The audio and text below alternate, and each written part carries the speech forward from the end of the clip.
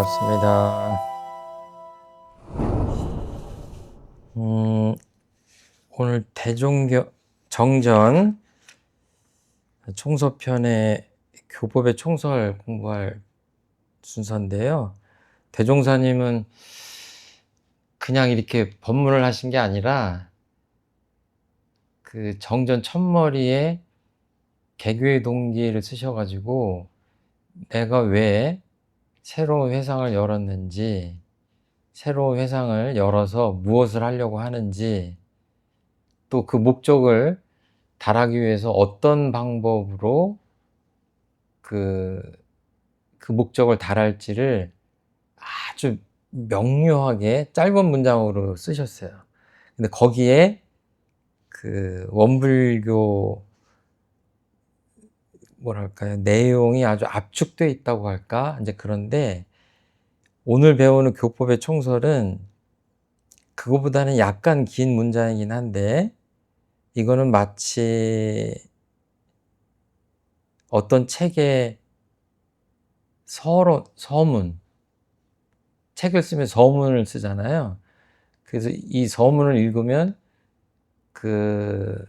이 책을 왜 썼는지도 알 수 있고, 또 개략적으로 어떤 내용을 담고 있는지를 알 수 있잖아요. 서문을 읽으면.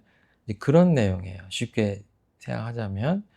그러니까 대종사님의 그 구세경륜이 정전에 담겼다고 한다면 그 정전 전체 내용이 왜 씌어졌는지, 그리고 주로 어떤 내용을 담고자 했는지를 마치 어떤 단행본 책에 서문을 쓰시듯이 쓰셨다, 이렇게 비유적으로 말씀드릴 수 있을 것 같아요. 뭐 꼭 100% 맞는 건 아니지만 비유하자면 이제 그렇다, 그렇게 생각하시면 될 것 같아요.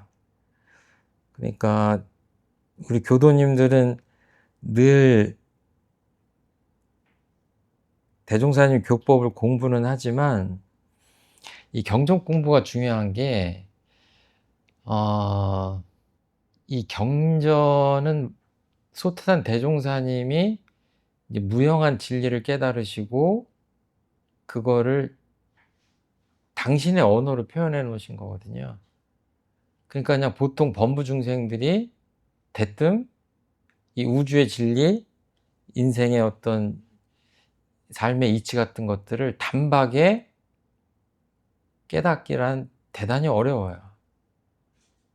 그래서 성자나 부처님들께서 진리를 깨달으시고 그거를 이제 교법으로 풀어주시는 건데, 이제 우리가 공부하는 원불교 교법은 그 범부 중생들이 대뜸 알기 힘든 그런 진리를 소태산 대종사님이 깨달아서 소태산 대종사님의 언어로, 근데 우리는 천만다행으로 대한민국에 태어났기 때문에 대종사님이 쓰던 언어 그대로 이 교전에 담겼고, 그 메시지를 그냥 우리들이 쉽게 이렇게 지금 접하고 있는 겁니다.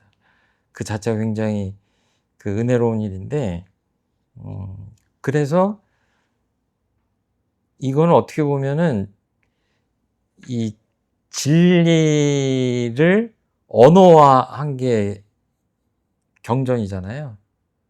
그러니까 대종사님의 음성을 듣는다, 이렇게 생각하셔야 돼요. 이 정전이나 대종경을 접하시면서 내 곁에서 대종사님이 이렇게 말씀을 하시는구나 라고, 그런 마음으로 공부를 하시면서 늘 한 생각만 이렇게 딱 돌리면, 지금 상황에서 소태한 대종사님이라면 어떤 말씀을 하시겠구나 하는 감이 잡혀야 됩니다. 어떤 행동을 그냥 내 방식대로 이렇게 처리한 다음에 나중에 교전을 봐가지고 그거를 대조한다든가 이러면 벌써 늦는 거예요. 그러니까 교전을 계속 공부를 해가지고 그 대종사님 그 말씀이 그야말로 나한테 가득 차 있어야 천만경계를 당해서 이때는 지금 대종사님이라면 나한테 어떤 말씀을 하시겠구나 하는 것들이 기본적으로 가능해야 돼요. 그래야 내가 대종사님 교법에 따라서 생활을 한다 이렇게 말할 수 있는 거거든요. 그 정도 가지고 되는 게 아니라 거기서 더 깊이 나가야 되는데 그것조차 안 되고 교전에 어떤 말씀이 있는지도 모르고 어떤 사안에 대해서 대종사님이 어떻게 생각하시고 어떻게 답을 내놓으시고 하셨는지가 다 교전에 있는데 그런 것들을 기본적으로 학습을 하지 않고 그냥 살아간다 그러면서 신앙 수행을 한다고 하는 것은 좀 어폐가 있죠. 앞뒤가 안 맞아요. 그래서 우리가 뭐 선을 해서 진리에 다가간다고 하는 것은 어떻게 보면 언어가 끊어진 자리를 통해서 진리에 다가가는 길이라면 이 교전은 언어를 통해서 진리에 다가가는 거거든요. 정말 교전 공부가 중요합니다. 그래서 공부의 방향로를 잡는다 이렇게 표현을 하는데 대종사님께서 해주신 말씀을 정말로 제대로 해석하려면 교리적으로 보면 법강학마위가 돼야 돼요. 우리 교전에 보면. 그렇지만 꼭 법강학마위가 아니더라도 교전 공부를 열심히 해서 어떤 말씀을 어떤 상황에서 이제 어떻게 하셨구나 하는 것들을 이렇게 늘 마음속에 간직할 정도까지는 교전 공부를 해야 된다. 그런 말씀 드립니다. 교법의 총설 한번 읽겠습니다. 교법의 총설. 불교는 무상대도라 진리와 방편이 호대하므로 여러 선지 시기에 근원하여 각종 각파로 분립하고 포교문을 열어 많은 사람을 가르쳐 왔으며 세계의 모든 종교도 그 근본되는 원리는 본래 하나이나 교문을 변립하여 오랫동안 제도와 방편을 달리하여 온 만큼 교파들 사이에 서로 융통을 보지 못한 일이 없지 아니하였나니 이는 다 모든 종교와 종파의 근본 원리를 알지 못하는 소치라. 이 어찌 재불재성의 본이시리요. 그 중에도 과거의 불교는 그 제도가 출생한 생활하는 승려를 본유하여 조직이 되었는지라 세간 생활하는 일반 사람에 있어서는 모든 것이 서로 맞지 아니하였으므로 누구나 불교의 참다운 신자가 되기로 하면 세간 생활에 대한 의무와 책임이며 직업까지라도 불구하게 되었나니 이와 같이 되고 보면 아무리 불법이 좋다 할지라도 너른 세상의 많은 생명이 다 불운을 입기 어려울지라 이 어찌 원만한 대도라 하리요. 그러므로 우리는 우주 만유의 본원이요 재불재성의 시민인 법신불 일원상을 신앙의 대상과 수행의 표본으로 모시고 천지부모 동포 법률의 사항과 수양연구 취사의 사막으로서 신앙과 수행의 강령을 정하였으며 모든 종교의 교지도 이를 통합 활용하여 광대하고 원만한 종교의 신자가 되자는 것이니라. 이 내용을 이렇게 자주 접하지 않으신 분들은 이 내용이 좀 부담스러울 수가 있는데 그 내용을 좀 쉽게 요약을 하면 그렇게 어렵지 않습니다. 간단한 말씀이에요. 방금 말씀드린 대로 대종사님이 원불교 교법을 펴시면서 총론이라고 할 수 있는 그런 법문이에요. 아까 제가 서문이라고 표현했는데, 그러니까 여기서는 불교에 대한 이야기서부터 시작을 하십니다. 이건 당연히 우리나라가 500년 동안 500년이 아니라 삼국시대부터 생각하면 한 1000년 이상의 세월 동안 불교가 이렇게 득세를 했었는데, 물론 조선시대 때는 산중에 밀려나서 유야무야 이렇게 되기도 했지만, 불교 전통이라고 하는 것, 그 속에서 원불교가 탄생을 했기 때문에 불교에 대한 말씀부터 시작을 하는 겁니다. 첫 번째 말씀이 불교는 무상대도라 이렇게 말씀하세요. 그러니까 이제 공부를 좀 하시면 이 대목을 읽으면 생각나는 대목이 있으셔야 돼요. 혹시 생각나세요, 주타님? 여기 다 써놓긴 했는데 대종경에 이미 서품에 불교는 무상대도라 하면서 서품 3장에 그냥 무상대도라고 하신 게 아니라 아주 구체적으로 몇 가지 이유를 딱 적시하셨어요. 어떻게? 참된 성품의 원리를 밝히고, 그러니까 견성성불한다고 할 때 성품을 봐야 된다고 하잖아요. 아주 근본적인 진리의 이치를 밝혔다 이렇게 보시면 돼요. 성품의 원리를 밝혔다. 첫 번째. 두 번째, 생사의 큰일, 생사대사를 해결했다. 태어나고 죽는 것만큼 큰일이 없잖아요.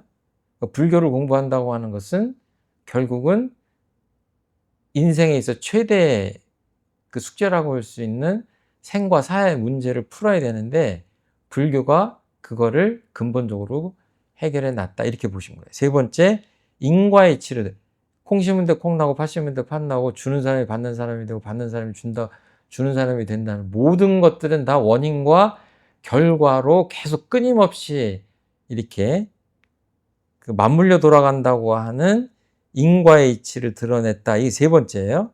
그 다음에 이치를 아는 것에서 밝혀놓은 것에 그치는 게 아니라 우리들이 수행을 할 수 있도록 원만한 수행길을 밝혀놨다. 이렇게 딱 네 가지 면에서 모든 교법에, 그러니까 다른 종교의 가르침보다 어때요? 뛰어나다라고 말씀하신 거예요. 그러니까 모든 종교, 진리적 종교를 다 인정은 하셨지만 그렇다고 해서 그 종교들을 똑같이 평가하신 건 아니에요. 그렇기 때문에 불법을 가장 뛰어난 교법이라고 평가하셨기 때문에 대종사님 교법은 어디에 바탕에 있죠? 불법의 바탕에 있는 거예요.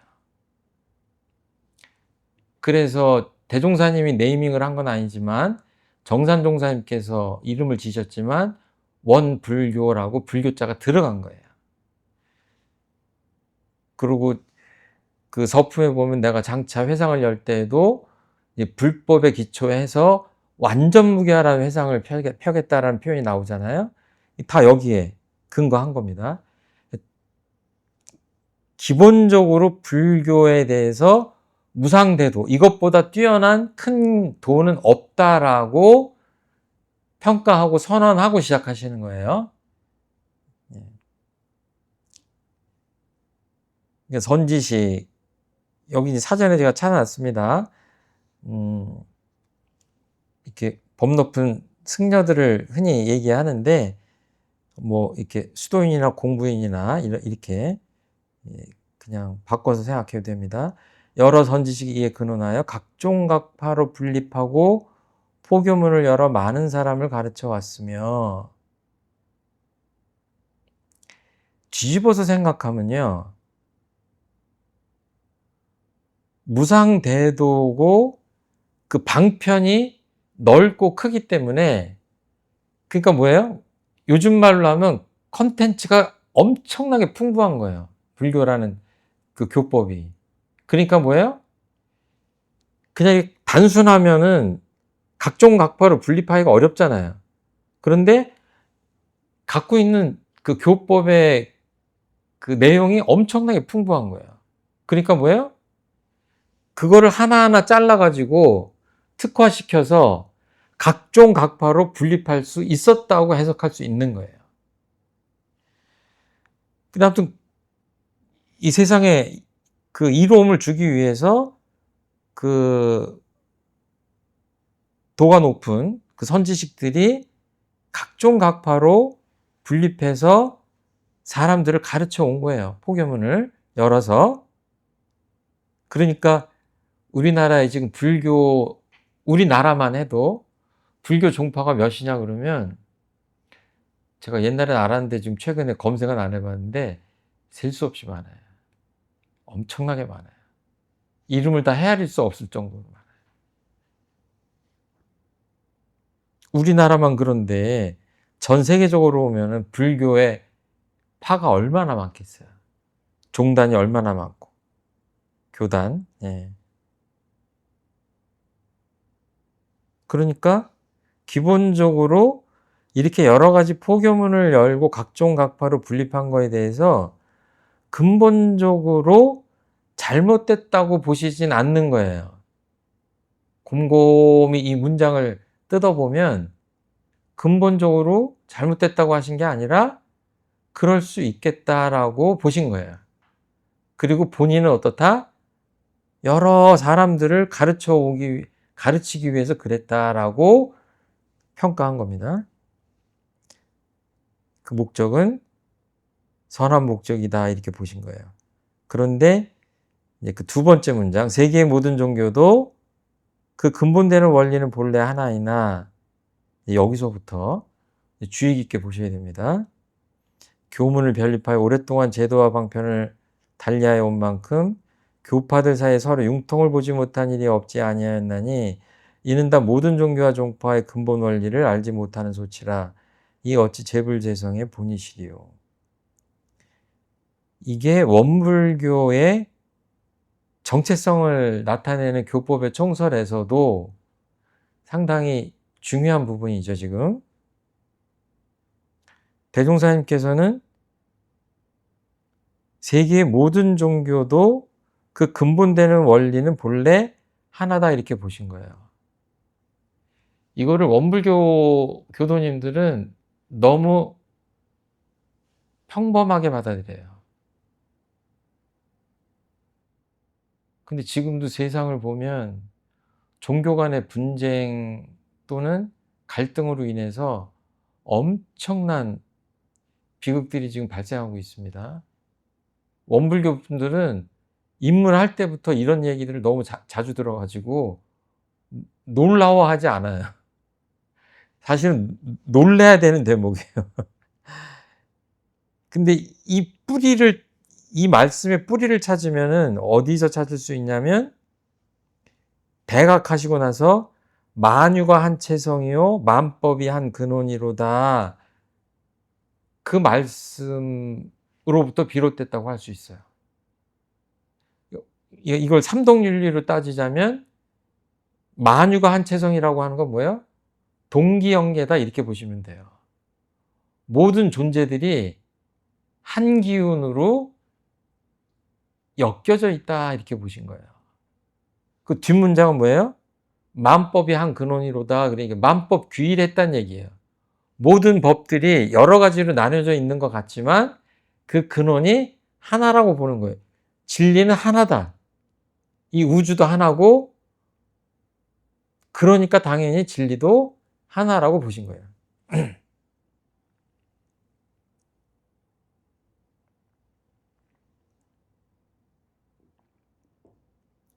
그러니까 뭐예요? 우주가 먼저 탄생했는지 진리가 탄생했는지 모르겠어요. 그러니까 옛날에 유학자들이 뭐 이기 논쟁을 하는 게 어떻게 보면 이거 비슷하거든요. 하나는 뒤쪽에는 이에 대한 얘기고 앞에는 기에 대한 얘기거든요. 그렇게 볼 수 있어요. 그러니까 우주가 있어요. 잘 들어보세요. 종교가 있고 우주가 탄생했어요? 아니잖아요. 제가 더 말씀드리긴 좀 민망해서 그런데 이렇게 생각 안 하시는 분도 있어요. 무슨 그냥 언어 유희 같지만,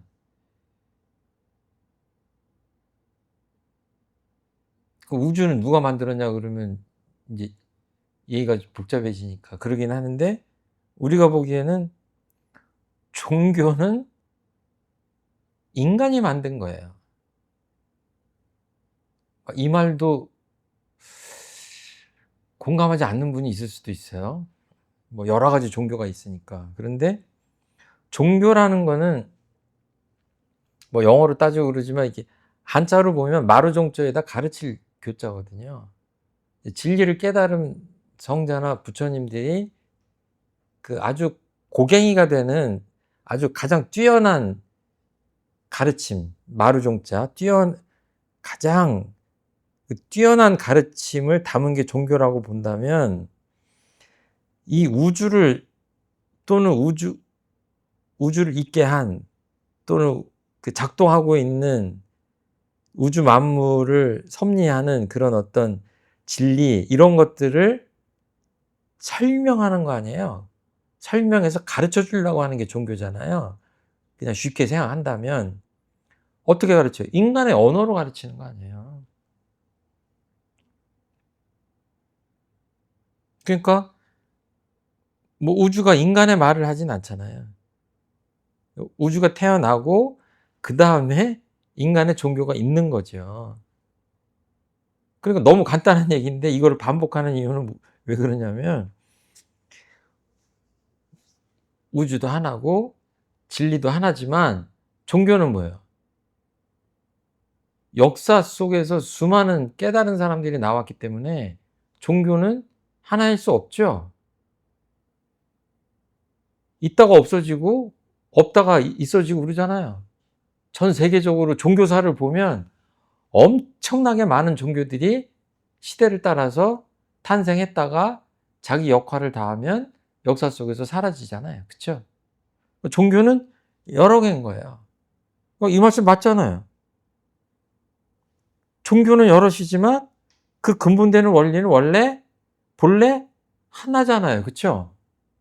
이걸 어렵게 생각할 게 아니라 방금 전에 생각한 대로 우주가 하나고 진리도 하나인데 종교는 시대 따라 많다 이거예요. 이거 초등학생도 알아들을 만하잖아요. 그렇죠? 근데 이것들을 인정을 하기가 하는 것을 어려워하는 사람도 있는 것 같아요. 그래서 교문을 편립하여 오랫동안 제도와 방편을 달려온 만큼 서로 융통을 보지 못한 일이 없지 않나니, 왜 그래요? 근본 원리를 알지 못하는 거예요. 그래서 맨 끝에 문장은 뭐죠? 이 어찌 재불재성의 본이시리요.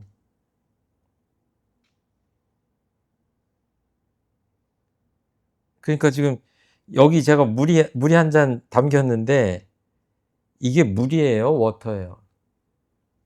또는 워러예요? 워러? 워터? 물? 뭐예요, 이게? 우주는 하나인 거예요. 인간들이 표현을 달리할 뿐인 거예요. 이 너무나도 명백한 이런 얘기를 우리가 깜빡깜빡 하는 것 같아요.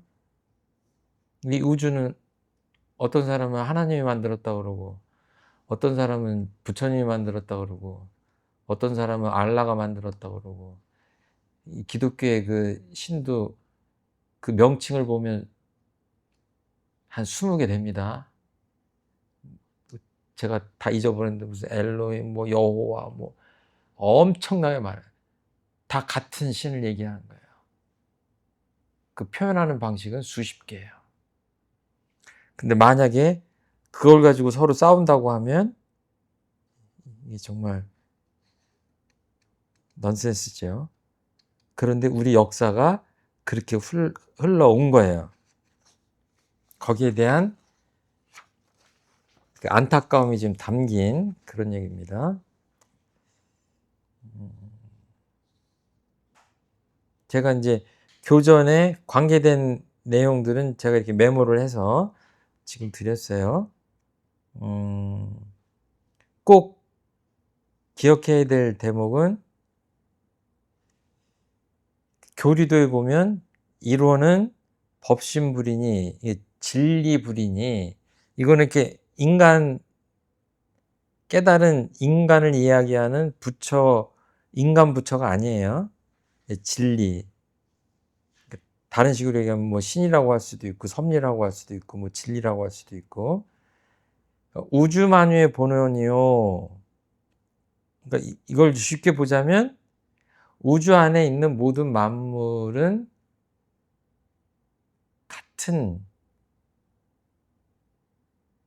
같은 고향에서 나왔다는 얘기예요. 본원이 같다는 얘기예요. 그리고 재불재성의 시민이요. 우리가 주목할 대목은 여기입니다. 여러 제자죠. 여러 부처님들, 모든 부처님들과 모든 성현들의 마음 도장이요. 이렇게 표현하신 거예요. 도장은 어때요? 100번 찍으나 1000번 찍으나 똑같죠. 그러니까 지금 예를 들어서 아까 제가 좀 장난스럽게 얘기하느라고 워러도 있고 워터도 있고 물도 있고 그러잖아요. 한자로 하면 수. 그 표현이 다른 것이 마치 신의 이름이 여러신 것과 같고 시대를 따라 그 진리를 표현하는 것이 깨달은 사람마다 다른 것과 같은 거예요. 유불선 다 다르고 종교마다 다른 거예요. 근데 이 안에 담긴 그 무엇, 한국 사람들은 물이라고 하는 그 무엇은 뭐예요? 이름할 수 없지만 같죠. 그러니까 부처님들과 성현님들이 다 다르게 얘기했지만, 궁극적 진리를 다르게 얘기했지만 그건 뭐예요? 같은 거예요. 같은 그 무엇인 거예요. 그러니까 그 언어에 빠지지 말고 그 시민, 마음도장, 그 성현들과 부처님 마음속에 있는 그 무엇이 같다라고 보는 거예요.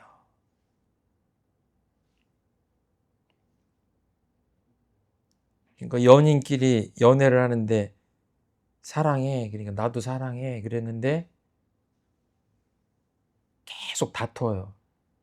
그 두 사람이 생각하는 사랑이 달라요. 그건 뭐야? 말은 같은데 내용은 다른 거예요. 이건 반대 경우예요.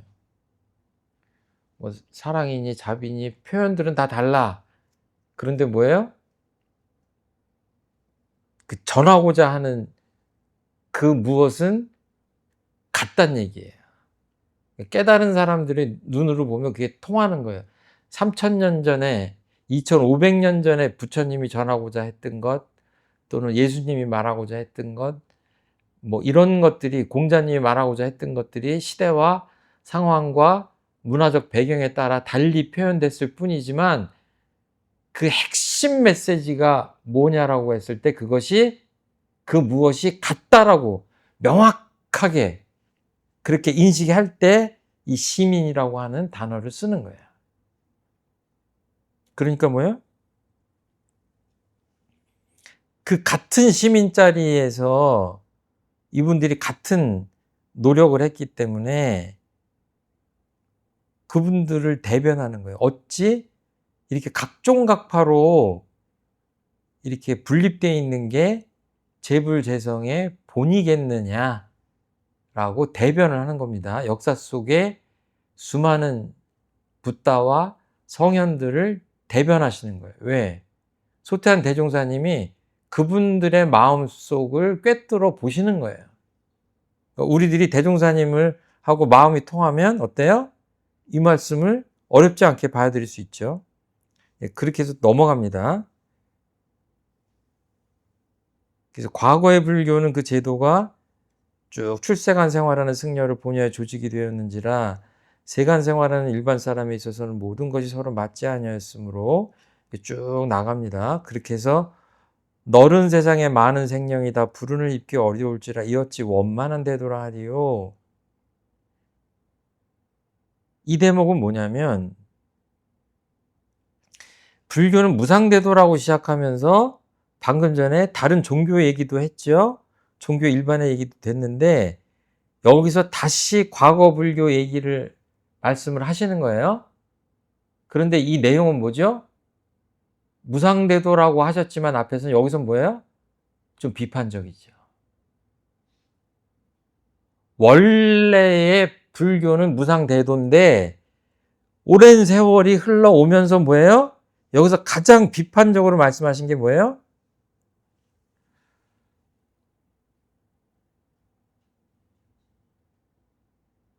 출세간 생활 위주로 됐다는 얘기예요. 예? 조선시대를 배경으로 보자면 산속에서 머리 깎고 승복 입은 사람들 중심으로 불교가 한정됐다라고 하는 것을 가장 주된 비판의 내용으로 삼으신 거예요. 그럼 이것이 왜 그러느냐? 넓은 세상에 많은 생명이 다 부처님의 은혜를 입기가 힘들기 때문에 이것을 비판하는 거예요. 그냥 비판하는 게 아니라. 그러니까 이렇게 비판하시는 이유는 뭐예요? 세상에 좀 더 많은 생명에게 부처님 은혜가 퍼져갈 수 있도록 하기 위해서 비판하시는 거예요. 그런 것들은 원만한 대도라고 하기가 어렵다. 근데 이제 이게 제가 오늘 시간이 이거를 다 하기가 좀 조금 남긴 했는데 이 내용이 조선불교 혁신론에 담긴 거예요. 그러니까 원기 한 20년쯤에 만드셨기 때문에 쓰셨으니까 서기 한 1935년 정도 되는데 조선조 말에 불교를 혁신하려고 하는 여러 가지 시도들이 있었어요. 그러니까 한영훈 선생님의 불교 유신론이나 또는 다른 스님이 쓰신 조선불교 혁신론도 있는데 이게 지금 인터넷 자료 같은 데 찾으면 소태산 대종사님의 조선불교 혁신론이 잘 나오질 않아요. 근데 이거는 명백히 대종사님이 소책자를 쓰셨어요. 그 내용이 어디 있냐면은 우리가 조선불교 혁신론을 따로 찾아서 볼 필요가 없는 게 뭘 보시면 되냐면 대종경 서품에 15장부터 15, 16, 17, 18, 19 여기를 보면 그 내용들이 거의 다 조선불교 혁신론의 내용이에요. 그러니까 특별히 조선불교 혁신론을 찾아보지 않아도 대종경 서품을 보시면 나오는 내용이 조선불교 혁신론이에요. 그래서 뭐예요?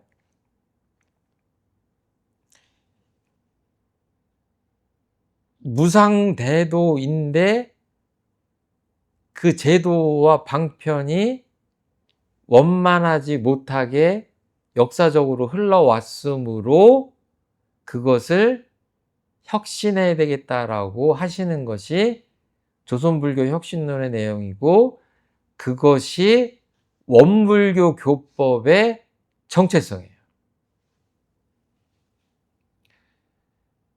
그러니까 그 구체적인 내용은 뭐냐? 그것도 대종경 서품에 주로 담겼어요.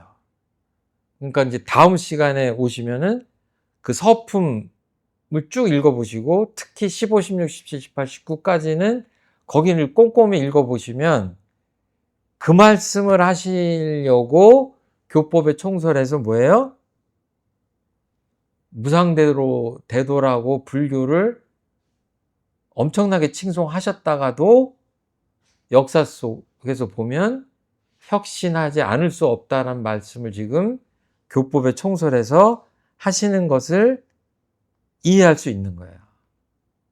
지금 제가 이 문단별로 나눴는데 오늘 이제 시간 관계상 요 세 번째 문장, 네 번째 문장, 이 문단 이거는 다음 주로 미뤄야 될 것 같아요. 그것도 할 얘기가 많기 때문에. 예. 예수님이 세술은 세부대 그랬죠. 저는 제가 구약하고 신약을 좀 읽어보면 구약은 도저히 읽히질 않아요.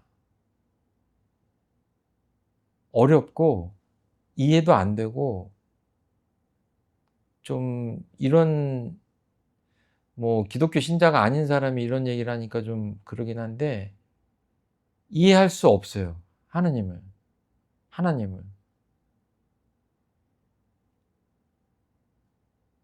사랑으로 가득한 하나님이 아니라 질투하고 징벌하고 그런 하나님이에요.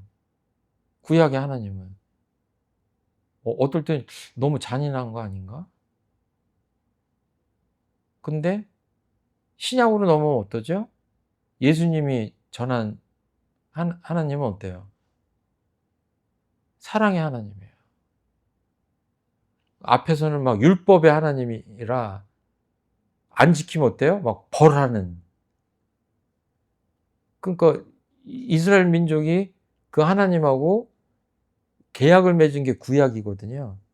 그러니까 유대인들은 그걸 구약이라고 하겠어요? 구약이 아니죠. 아직도 유효하니까. 근데 기독교인들한테는 뭐예요? 예수님이 탄생했을 때에 예수님이 전하신 하나님하고 새로운 계약을 맺은 게 뭐예요? 신약이에요. 그 기독교인들한테는 뭐예요? 그 구약의 하나님은 좀 같은 하나님인데 좀 다른 하나님인 거예요.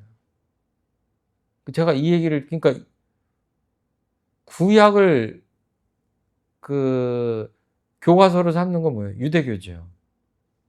이 신약을 삼는 건 뭐예요? 기독교예요.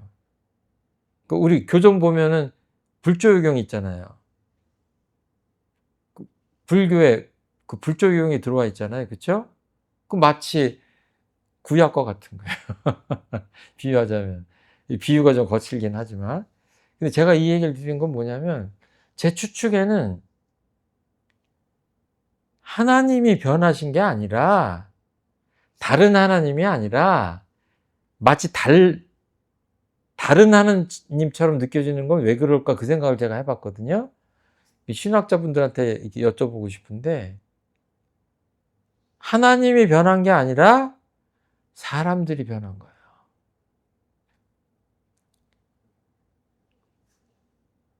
시대가 변하고 인심이 변한 거예요. 이 대목 얘기하니까 많이 듣던 얘기죠? 대종사님이 시대와 인심을 따라 이렇게 얘기하셨거든. 불교도 뭐예요? 변하는 거예요. 대종사님이 내놓으신 교법은 뭐예요? 저쪽으로 얘기하자면 신약과 같은 거예요. 다른 해석을 하시는 거예요. 공부는 여기까지 하겠습니다.